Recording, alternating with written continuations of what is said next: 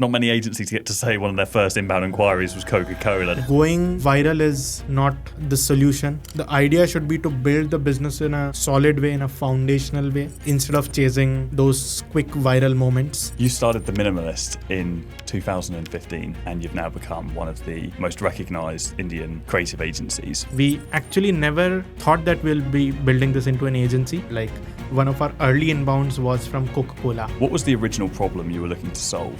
The challenge which I saw in the Indian creative ecosystem was there were very few companies which were very design centered towards marketing. We saw that there is a potential to build something. This entire agency which we were building was just a passion project. If you were starting an agency brand today, tactically, what are some platforms that agencies are really overlooking? LinkedIn as a platform. We have almost hit like 100,000 followers on LinkedIn organically. Apart from that, the recognition that we have got from Forbes in their Forbes 30 under 30 list. Working with international brands, do you find that you have to price yourself down when you're being played against Western agencies? We are pretty clear that we would not be reducing our price because we are giving you service which is at par with the Western world, with the Western agencies. You published a book, Think Like the Minimalist. Yes. What was the thought process behind giving away your IP as a business? That also has been a great marketing tool for us because we get amazing leads because of that book. We've sold around 10,000 copies of that book.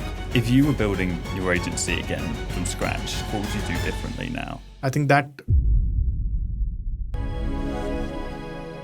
Chirag, welcome to Agency Giants. Thank you.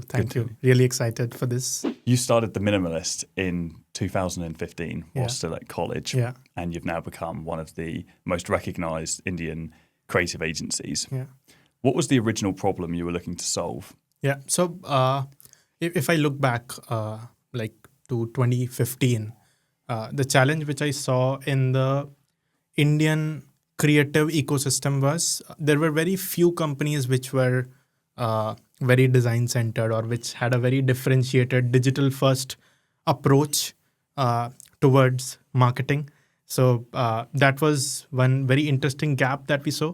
And we thought that we can, like in this entire cluttered world of advertising and the cluttered world of agencies, we saw that there is a potential to build something. So I think that was an interesting gap. But I would, like, if I have to be honest, I think we identified this gap a few years down the line. Initially, this entire agency which we were building was just a passion project, which was just happening organically. So I would like to take you to, let's say, 2012, 2013, before we started this agency. So I was in the university. I was pursuing my chemical engineering.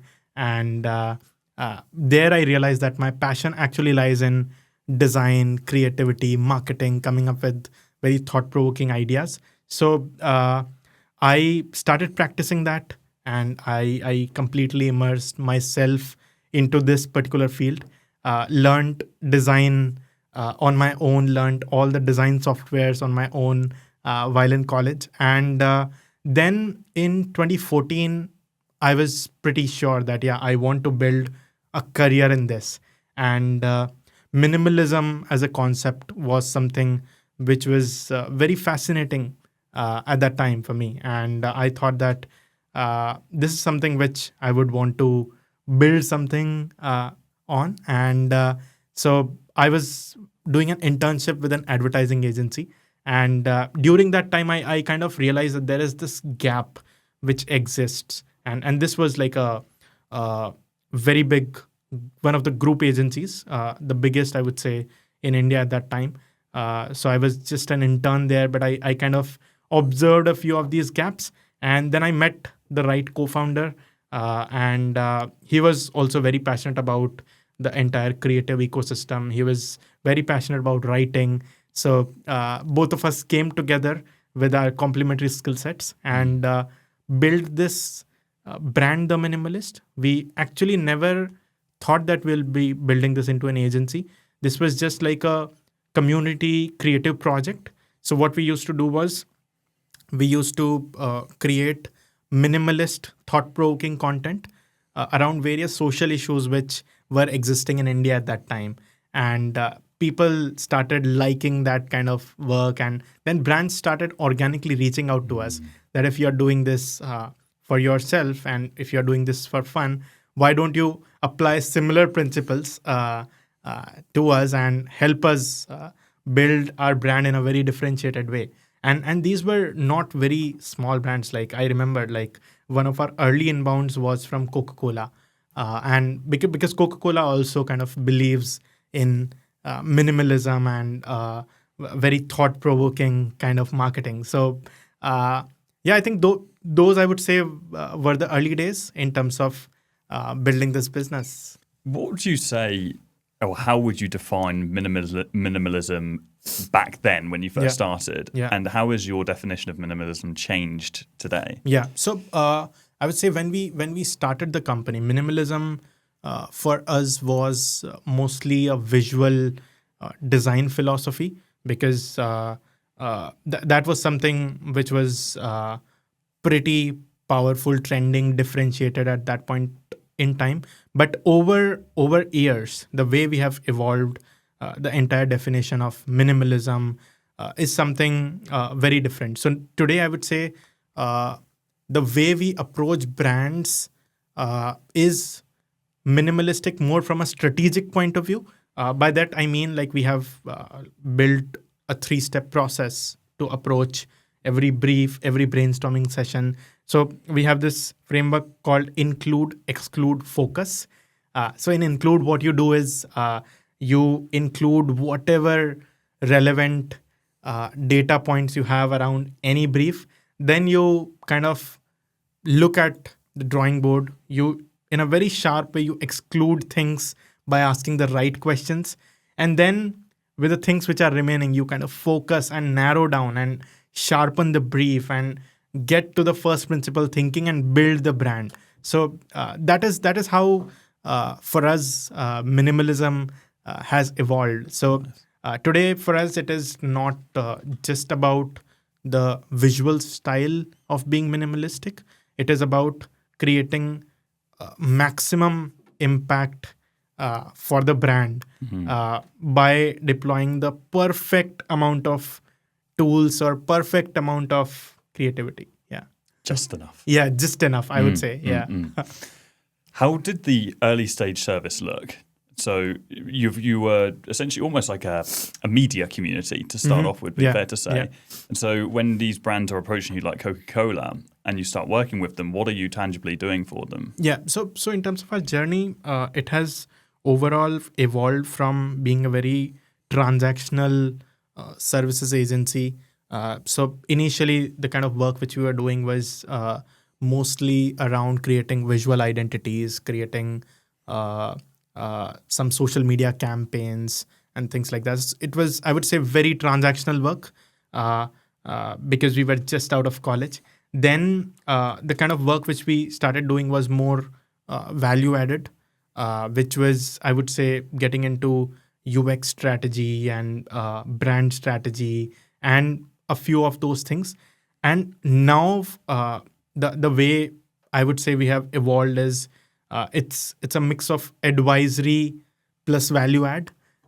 So like this I would say has been the transition which we have seen over the last 10 years. So today when we approach brands, we work on very large level briefs for them, which actually move the needle for the businesses, move the needle for like these biggest of the brands in India. So that has been the evolution of the agency. Nice. Yeah. Nice. And early stages, had all of the clients come inbound, or had you had an outbound strategy as well? So I would say 90 to 95% of our clientele in the early days was inbound. And a few very interesting thing which kind of helped us was, and this is one thing which I always advise agency founders is you should have a brand for the agency itself, which kind of gets you a lot of inbound. Yeah. So in our case, the way we built that The Minimalist Facebook page. So when I mentioned that we built like a community of creative people, so it was around building that community on Facebook and Instagram. So when I graduated from college, we already had a decent following on our Facebook page, and over the years, in the next couple of years, it grew to 100,000 organic people following that content on social media. So that kind of pulled a lot of inbound for us because people found that entire concept very refreshing, very interesting. And another thing which helped was in 2015, 2016, the entire Indian startup ecosystem was booming quite a lot. That was the time when funding became normal, right?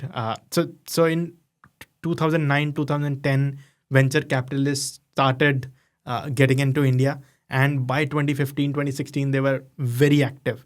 So there were a lot of startups which were raising funds. And whenever they used to raise funds, we were their choice to help them with their identity, to help them with their brand story, to help them with their social media campaigns. So I think we were at the right place at the right time in 2015, which kind of gave us this boost of a lot of inbound inquiries. So yeah. You talk about starting an agency brand, and you mentioned to me off camera that agency brand actually being larger than the founder brand, for example. And I think you've got a great balance of both of those, a good founder brand too. Yeah. If you were starting an agency brand today, like what do you think are the most important principles for that? And then maybe even tactically, like what are some platforms that agencies are really overlooking where they really should be focusing time? So in terms of building the agency brand, what helped us was LinkedIn as a platform. Like I have seen LinkedIn grown quite a lot in the last 10 years. And especially in India, the content on LinkedIn was very, I would say, less. Like people have started posting a lot more now, but earlier there wasn't any quality content. Right now also it's now going down the drain in terms of the kind of content which is there on LinkedIn. But LinkedIn as a platform was pretty good to kind of build the agency brand. We have almost hit like 100,000 followers on LinkedIn organically. And since our business is very visual, and it was very visual, Instagram also has been a brilliant platform for us to build this agency brand.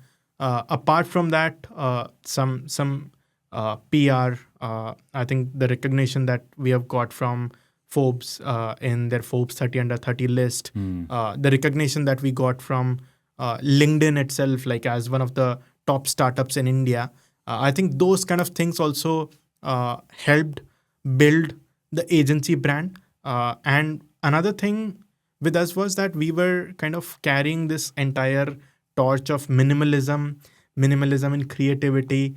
That in itself had a lot of pull, and we just had to keep doing some great work. And the brand was being built with that good work that we were doing. Yeah. I saw your 30 under 30 Asia Forbes, which was awesome. How much of an impact did that have? Could you observe an impact in the business at that point? It actually had a significant impact. It actually built a lot of trust and credibility for our business at that point in time. I would say now it's a pretty old thing. Like we got that in 2019, which is like 6 years back. At that time, that list was also not very common.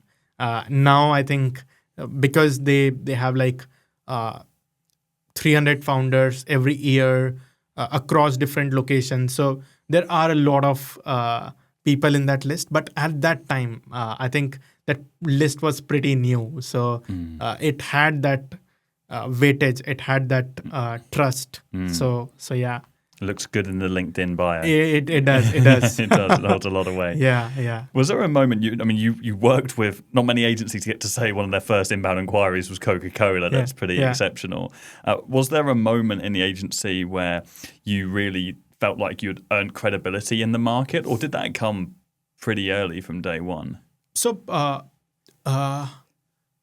credibility, I would say, came in, I would say, 2-3 years. But one thing which was interesting about us was, and this worked for us in India. So both me and my co-founder, we graduated from IIT, which is which you can compare it to like how Harvard is in the US. So from day one, there was some bit of credibility which was associated with what we were doing. So and gradually in couple of years, when people saw the work that we were doing, when our project started going live, people saw that credibility in our pedigree also being reflected in the work. That kind of gave a bit more boost, I would say. Yeah. Is it only large corporate enterprises that you're working with at the moment, or is there a smaller kind of brand pocket as well? So right now, like most of our clients are large corporate enterprises. We handpick a few startups. So like we get a lot of inquiries from startups as well. But what we try to see is like, is it the right time for them to utilize our capabilities? And if we feel that there is that mix, and if we feel that they are building something really disruptive, and there can be something long-term which we can do with them, that's when we collaborate and handpick a few of them. So there are a few startups which we are working with right now. And when we work with these startups, we work with them from their 0 to 1 journey. Like there is a startup which has recently come up in India, and you would have heard of Rilo in UK, where they're building this entire subscription model for electronic gadgets. So there's a company which has come up in India, and for them, when they were kind of building this business, they were conceptualizing this business, we helped them with the right kind of positioning. We helped them with building their entire visual identity, their entire design system, the first product, like in terms of the UI UX, like all their digital journeys, then how to launch them on social. So when we work with startups, we kind of help them in a full stack way, and we have been replicating this kind of engagement with startups which we really like in India. So nice. Yeah. Presumably you turn away a huge amount of leads. Do you have a system for that? Do you have a downsell agency or a referral network that you use? No, actually. Like we either work with those brands ourselves, or we don't work with them. Turn them down. Yeah. Basically. Yeah. Fine. Yeah. Makes sense. Yeah. What would you say for an agency that may be watching this and who is stuck at the lower end of the market, thinking, I would love to work with the kind of brands that the Minimalist work with? What are some of the key things that they need to make sure they have in place to be able to qualify for that kind of a work? So you mean the agencies who are at the lower rung? Yeah. The agencies that may be working with smaller startup brands, maybe local business and so on, and have the aspirations to move into a much higher caliber of client. Yeah. So I think what I've seen, like in terms of these higher caliber brands, a lot of times, like especially in India, they look for a lot of credibility.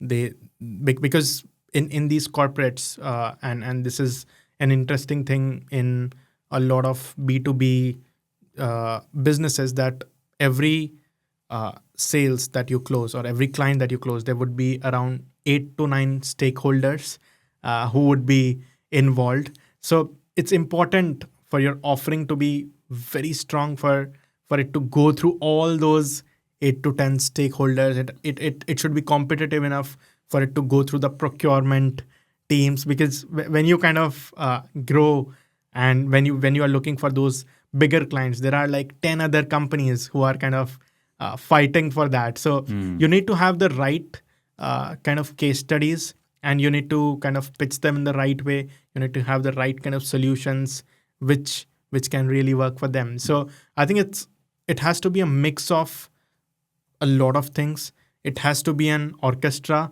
which is being run in front of these corporate clients for them to be impressed and for them to give their account to you. How important would you say positioning is in that as well? Because in many cases, many agency services are commoditized. There are thousands of agencies that exist. You guys have a very clear, distinct market position. Would you say that's been an unfair advantage for you guys? It has been. Because the entire industry is very cluttered. Like there are agencies coming up in every street, every corner of the country, and it's not just for India; it's for everywhere in the world. So having a very clear positioning, which people in the boardrooms. So if I imagine like people in the boardrooms of these enterprises, when they're thinking of some problem, there's like your agency should be in their consideration. You should have that clear positioning that what kind of problem they are thinking and for what kind of problem they will ring your agency. So I think it's very important to have that very, very clear. You obviously have your co-founder who's inside the business from day one as well. How are your roles distinct from each other? What are your unique skill sets in the company? So like it has kind of evolved quite a lot. So initially when we started, I was a lot into design because I had hands-on experience in design, and he had hands-on experience in terms of writing. So we hired a few designers, we had a few writers. Both of us used to manage these things till a point. Then he took up this role of generating new business, closing some inbounds that we were getting a few more leads, and I was busy managing the operations because once you get those clients on board, you have to kind of retain them, you have to give them what you have promised, and then eventually over the course of our journey, there were a few new skill sets that we were building for this company. So like I was mentioning, we started with just branding, we started with design-led projects, then we moved into user experience, user interface related products. So I was busy building that capability. Then when we saw in 2020, 2021, if we have to get into larger enterprises, a lot of time enterprises look for end-to-end solutions. So if you are their creative agency or marketing agency on roll, they would want you to help them with their influencer marketing. They would want to help them with their media, with their ads on Meta, Google. So these SEO. So these are some of the things which also become pretty critical after a point, right?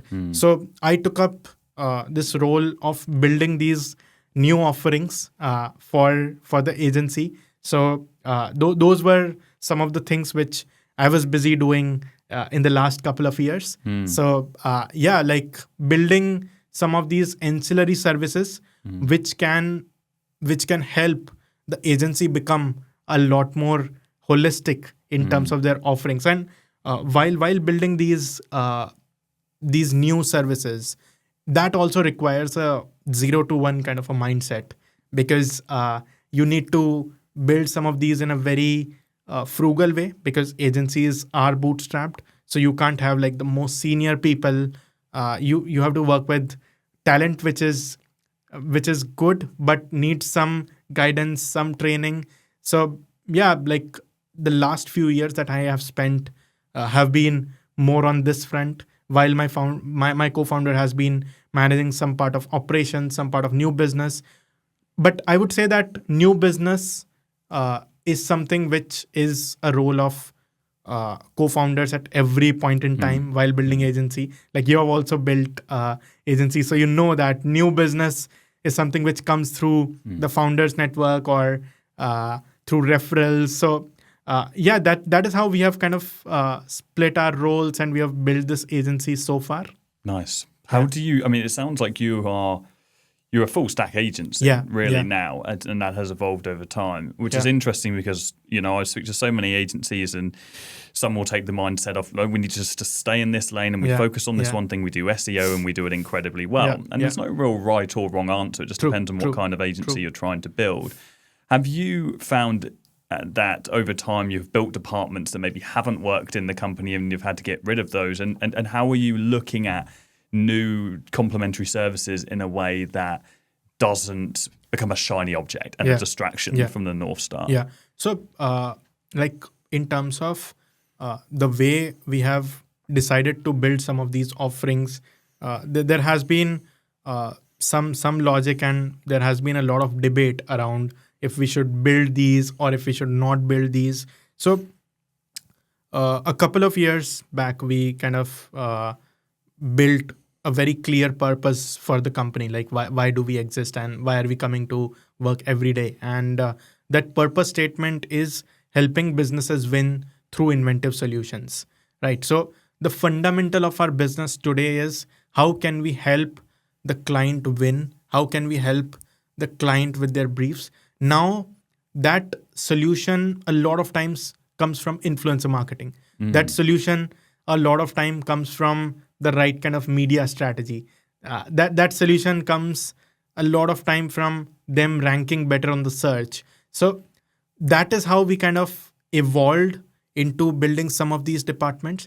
So I would say we don't have like very, very big teams for these departments, but we have good enough teams which can help brands with their problem statements when they come to us. So like the core of our business still is the creative aspect, but I think a lot of these things have to come together for us to genuinely show some impact to the brands.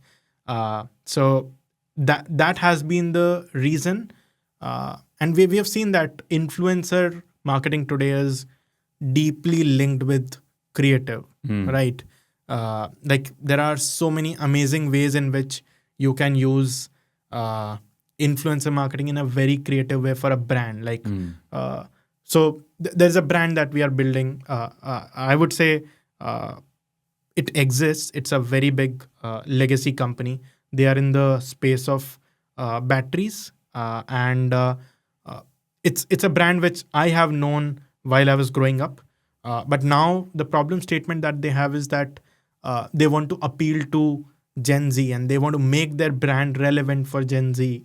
And for that, like the kind of ideas that we feel would be relevant and are relevant, which we have been executing, would come from like really wacky influencer marketing led ideas. So that kind of helped us identify that, yeah, this particular offering is important. This needs founder level focus.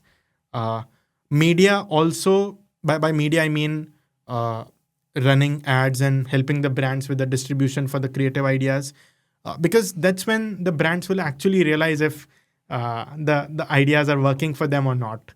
So that's when they will be able to iterate, and that's when they will be able to kind of realize the impact. So we realize that some bit of capabilities around media is also. So those were the questions which we solved, and this kind of the purpose that we defined helped us identify that, yeah, these are some of the things which are adjacent to the things that we are doing, and we need to do this for us to scale the enterprise clients and for us to go a ladder up when we are talking to the CXOs in these enterprises, that we can help them solve these problems through these particular skill sets that we have built. Yeah, I always describe it as like having tunnel vision, but then just opening your peripheral, and so you're able to go like this, but not like a full. Exactly.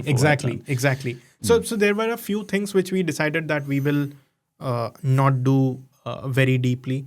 So when we were building UI UX capabilities, where we were designing digital journeys, digital products, we decided that we'll not venture into tech in a very deep way, because that again is a natural extension, I would say, to a business. But there we were pretty clear that we can only take these many problems or these many skills at a time. So at that point, we decided that we'll not venture deeply into back-end development, will not venture deep into DevOps and all those things. So was that quite hard from coming from an engineering background to not want to go into that? Yeah, it was actually hard, because we have seen a lot of companies scaling quite well when they have design plus development capabilities.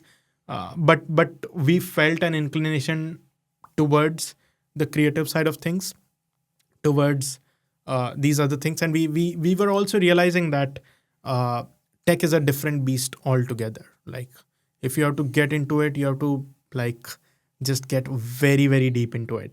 So yeah, so it kind of didn't align with both of our skill sets as well. So we decided that at that point in time, we decided that we'll not be pursuing it in the conventional way. We still pursue tech in a more interesting way, I would say.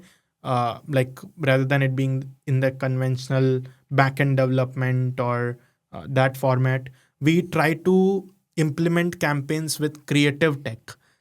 So we have executed projects in augmented reality space. So in those projects, what we do is we think of those ideas, we build the prototype, then we get some experts on board. We have a creative technologist in house as well. So those are some of the ideas that kind of resonate with our creative positioning as well. So like the way we have approached tech is from that lens. And we have like another thing that we have tried in tech is like we have kept a lean team for front end development, because we feel that it is something which is very critical for your designs to get into the right implementation format. When a designer is thinking of some amazing visual ideas, if you give it to a developer who does not know how to kind of implement that, it will just go south. So for that reason, we have kept like a very lean front end dev team.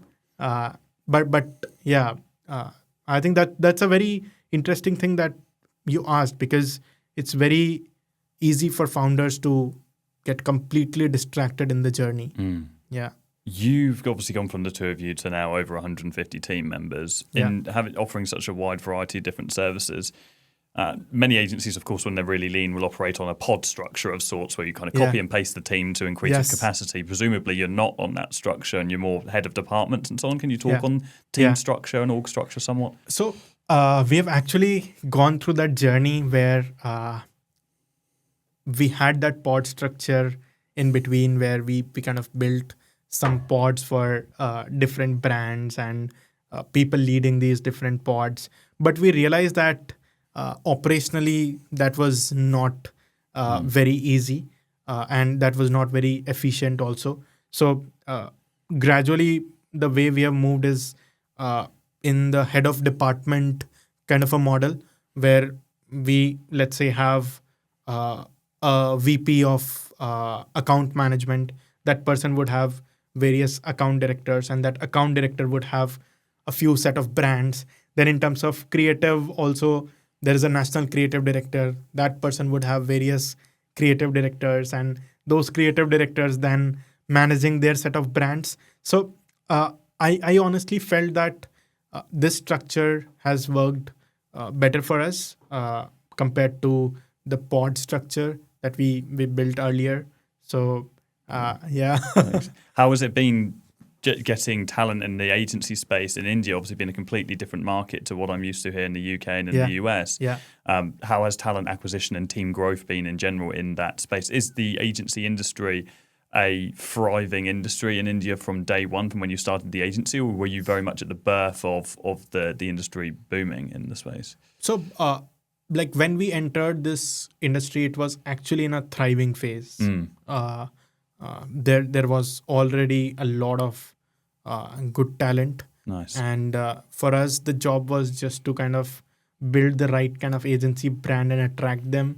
And in our case, we also, because we were trying to do something different, do something new in the market, we also got some people in our team who have not worked anywhere and who were really good at design, so that we can kind of look at training them in our philosophy. So we built a team which was a mix of the talent that we developed and the talent which came from some places where they have already learned the entire art and science of creativity and marketing.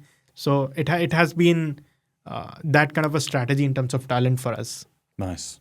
Yeah. How does the market differentiate from India to the West, in the sense that, I mean, are you working solely taking on Indian divisions of the brands that you're working with, or have you got international divisions as well that you're? So we actually work with global brands as well. Like we have clients from the US. We have clients, some brands from the UK. We have brands in the Middle East. So actually, the way we help these brands is because UX design, it's such a global thing, and minimalism, the way we approach design, it's also something which is very widely appreciated in the Western world. So I think that kind of gave us that leverage to kind of work with these clients very comfortably. So like there are pretty big brands, like there is this company called Almarai, which is a very big brand in Middle East. So we have helped them with their user experience projects. There is one brand that we are now onboarding from Middle East. It's one of the biggest retail chains of Middle East. It's like Tesco of Middle East. Actually, I think that would be the right comparison. So with them, we would be helping them build that brand online. So for that, what we do is we go to these markets, we send some of our team members to interact with the stakeholders, identify the right kind of problem statements, and help those brands with the right kind of solutions. So then in New York, there are a few brands that we have been working with. Nice. So it's a pretty, I would say, an offering which is a good mix of international plus Indian work. How do you feel generally about like international expansion, in the sense of, do you think it's important to have a presence in the country in which you're serving, or are you quite firm on expanding purely inside of India and still taking on those global clients? So I would say for us, the focus has been how can we look at expanding majorly in India, because India has been a pretty booming market right now. The way things are growing there, the way new brands are being built there, the way advertising has been thriving there is phenomenal. So that has been one focus area for us. And in terms of global brands, a lot of these have been inbounds. Like when people move to let's say these brands globally, they refer us, and since they have this working relationship with us, they kind of bring us on board. We pitch to them, and that's how we kind of work with global brands. And in terms of your question about whether agencies should have full-fledged offices in different locations, I think it depends in terms of scale.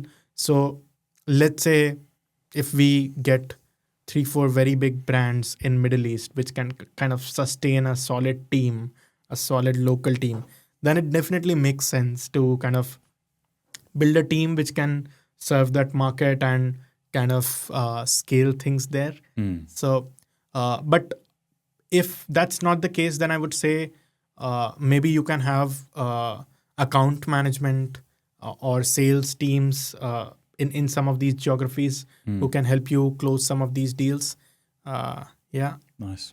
Yeah. I've seen that you published a book, Think Like the Minimalist. Yes. And in many cases, giving away your blueprint of how you think as a company. What was the thought process behind giving away your IP as a business? What was the original goal of publishing that book? Yeah. So one reason why we thought that we should publish that book was because we felt that we had a very unique process, a very unique IP that we have kind of developed.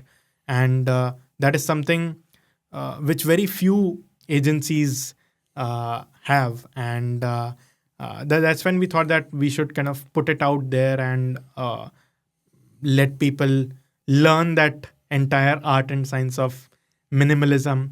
And that also has been a great marketing tool for us because we get some amazing leads because of that book. that book has been published with Penguin Random House in India, and we've sold around 10,000 copies of that book. So like we see a lot of marketeers, CMOs reading that book, and then they kind of reach out to our team that we really loved the entire philosophy. We would like to collaborate with your team, and so it has been a great marketing tool. And we thought that it's something which is missing in the Indian ecosystem. Like there are very few amazing books around creativity, design, marketing. So we saw that gap and we kind of filled it. Nice. What do you think is the number one most important lesson in the book? Actually, the book is around looking at things differently. Yeah. So when you are in that entire creative process, the book, if I have to give you a summary of that book, it's about how do you kind of apply your brain in a very creative way to look at things in a very unique or a lateral way. So that entire book trains you with various tools. It gives you that entire kit of looking at things in a different way. So that is the entire crux. Quickly, before we get back into the podcast, if you want to grab yourself a copy of The Minimalist, Chirag, how can people get themselves one? You can grab it on Amazon. Search for Think Like The Minimalist, and you will find us there. Nice. Awesome. We'll put some links in the description. Yeah. I'm interested in your opinion, especially coming from an engineering background as well, on the impact of AI with creativity and the potential loss of a lot of human creativity over the next decade or so. Yeah. So I feel that right now, AI, the way it has been developing in our business in the last 1 or 2 years, I haven't seen a direct negative impact because brands now have a lot more requirements than what they had earlier. So because with AI, it opens up so many opportunities also now. Like earlier, there were a few limited things which you could do. Now I think you can do much more. So if I have to talk about creatives, now with AI, you can build personalized creatives for everyone, right? So I feel that in some ways it will increase a lot of demand, but the agencies will have to adapt quite a lot in terms of their thinking around how to leverage that demand and how to train their workforce in the right way to kind of capture that interest from the market. Yeah.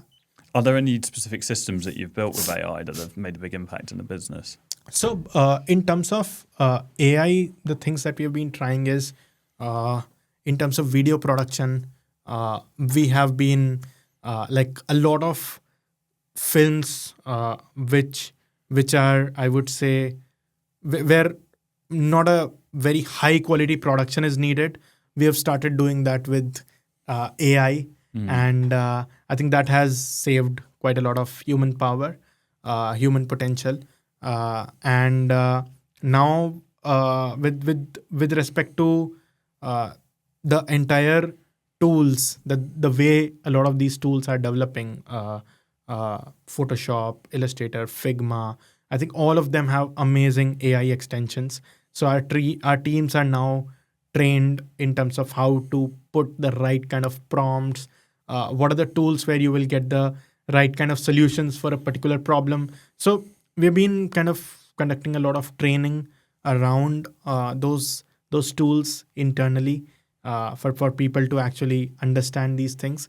So that is the way we have been kind of integrating AI in terms of our workflows. Do you think that we're at danger of losing our ability to think creatively over a period of time?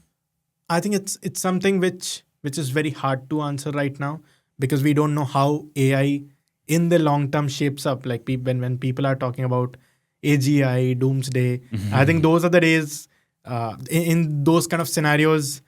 there is very limited which people will be able to do. But I feel with the way AI is shaping right now, I feel it's more of a tool. It's more of a tool which is kind of giving more opportunities for human creativity to thrive, which is giving more opportunities to do a lot more quality work if they know how to. Because I see a lot of campaigns which are very illustration heavy or very visual heavy, which would have taken like months to execute without AI. And now those can be done like in a couple of days if done with AI in the right way. So I think that is another side which I see.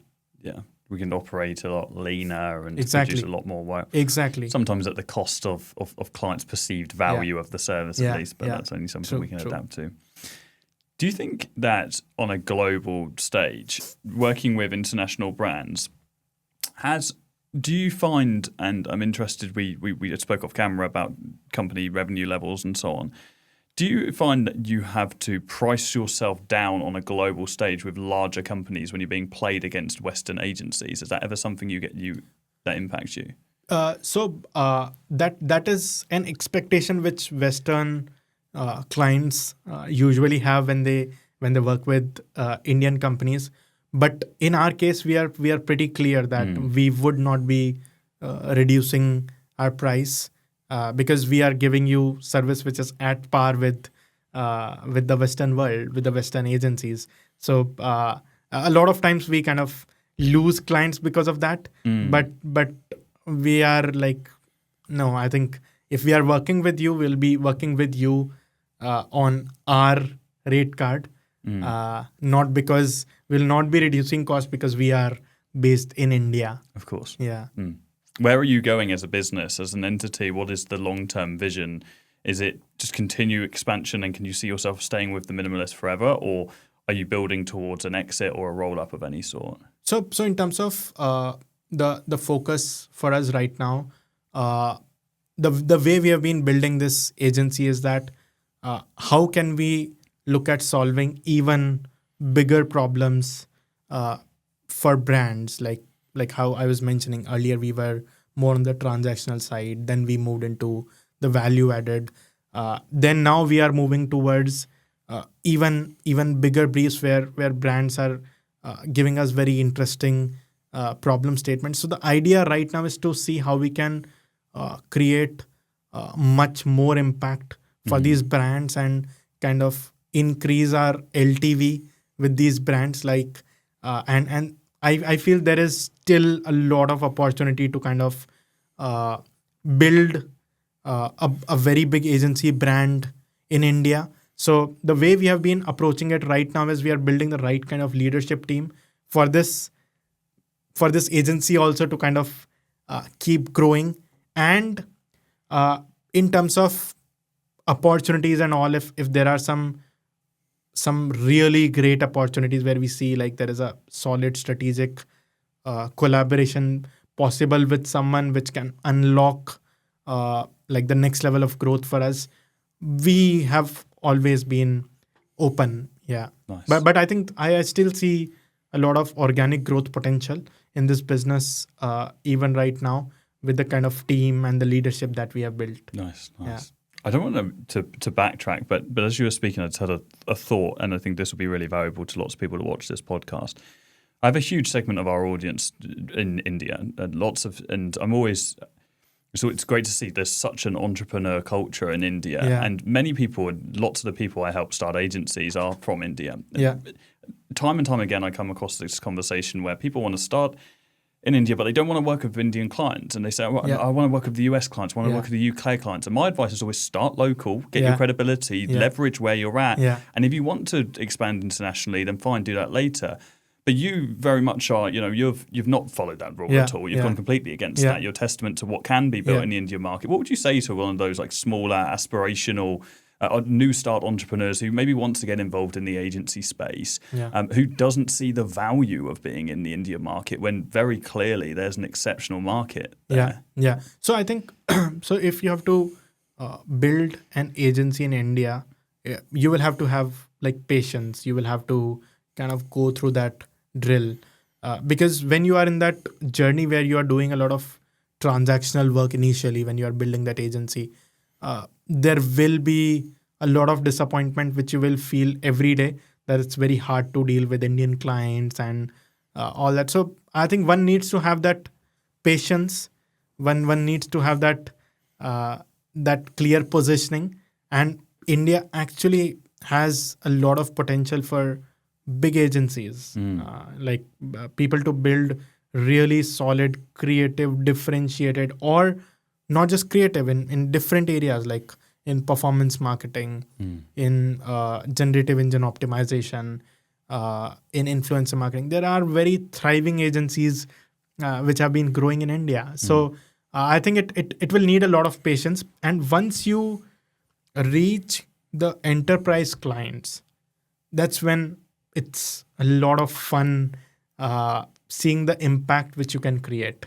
Yeah. So the goal is to move up market. And exactly. Yeah. Do you think there is opportunity within the mid and lower market?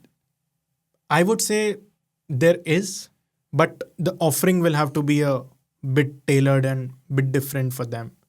Yeah. Interesting. Yeah. There are a lot of like $10 million, $20 million businesses in India, and they don't have any in-house teams. They don't know much about marketing. They have been building their businesses by just focusing to their business, not focusing on marketing. So I think if there are agencies who can build selected offerings for those businesses, there is definitely a booming potential. Are there any services in the Indian market specifically that stand out beyond the obvious of meta ads, SEO, and so on? Are there any specific services in India that are favored over others? I'm thinking purely from the perspective of that same audience I'm thinking about right now. So services which are favored, I think it's pretty same as how it is across the globe.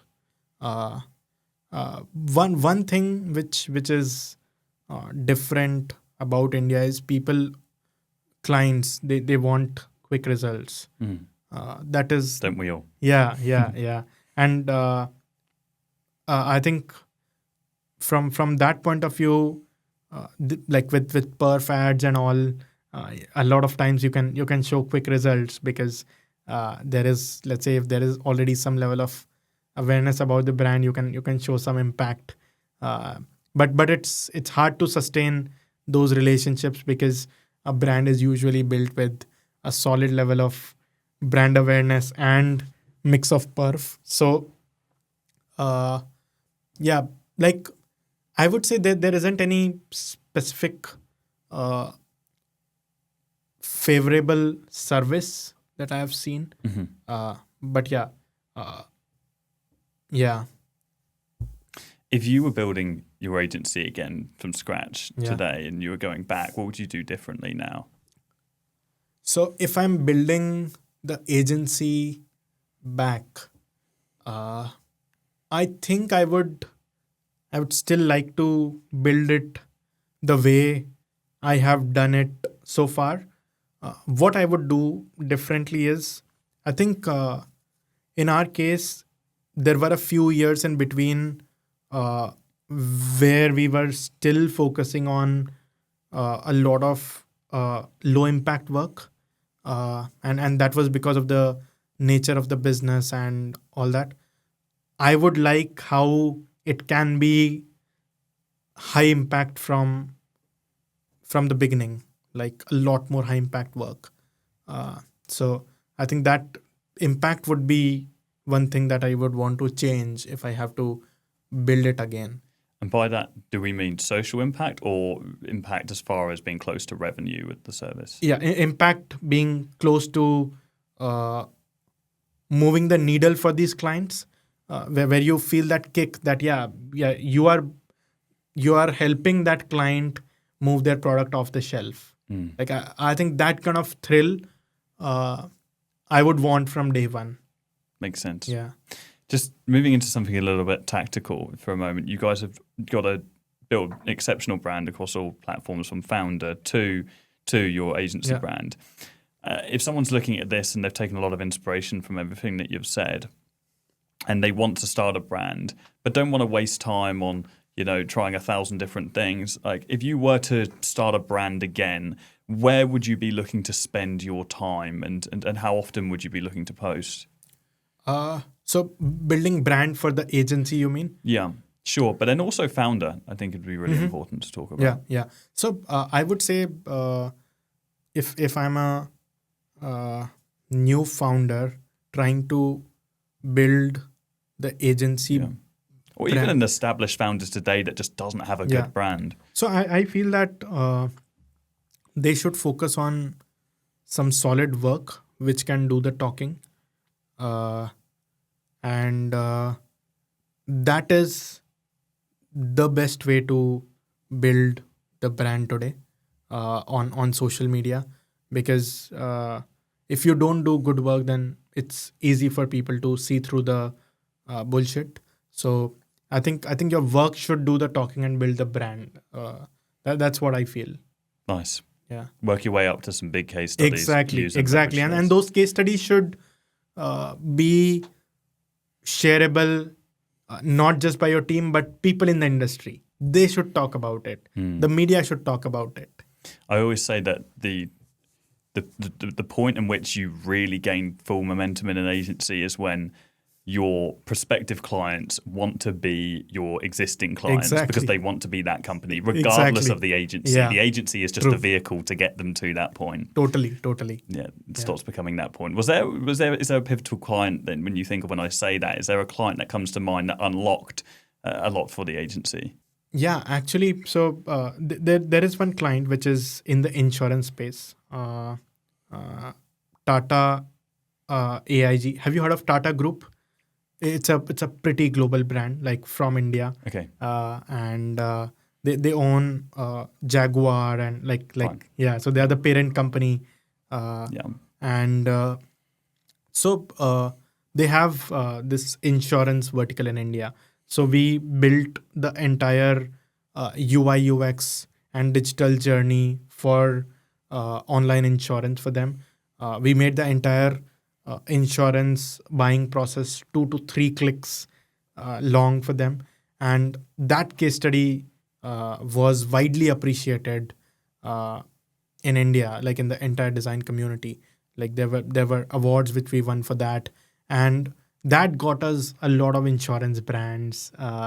Apart from that, there have been a lot of other case studies for brands that we have built for Tata.